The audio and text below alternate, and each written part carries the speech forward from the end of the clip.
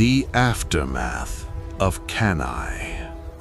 The year 216 before the Common Era did not mark the end of the conflict, but rather the beginning of a long and agonizing twilight. After the blood-soaked fields of Cannae had finally cooled, the world looked toward Rome, expecting a white flag of surrender.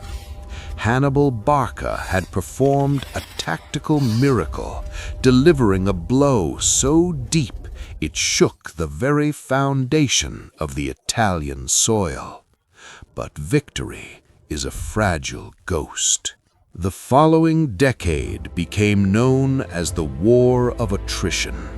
It was a strategic paradox where Hannibal's greatest triumph led not to peace but to a suffocating stalemate. He was a king without a kingdom, winning every battle but losing the land beneath his feet. While Hannibal fought ghosts in the south, a new shadow was rising in the west. Publius Cornelius Scipio, a survivor of the Cannae slaughter, had studied Hannibal's genius with obsessive, lethal detail. He realized that to defeat the lightning, Rome had to become the storm. Scipio did not just fight the Carthaginians, he deconstructed their soul.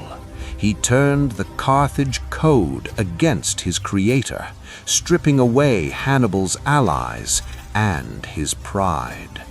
Hope arrived in a burlap sack. Days after a desperate march, a Roman rider threw a darkly stained sack at Hannibal's feet. Inside was the severed head of his brother, Hasdrubal.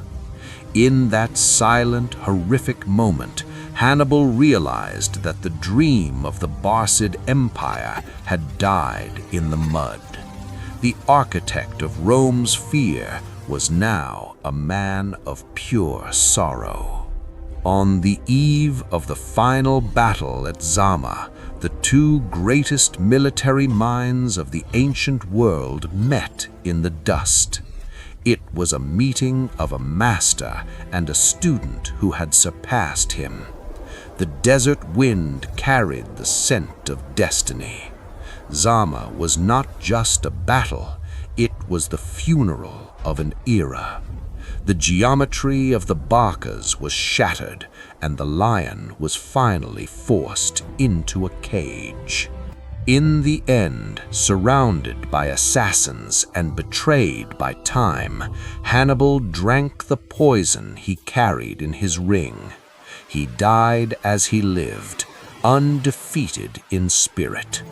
Rome's revenge was total. They burned the libraries, leveled the walls, and plowed salt into the earth so that nothing could ever grow again.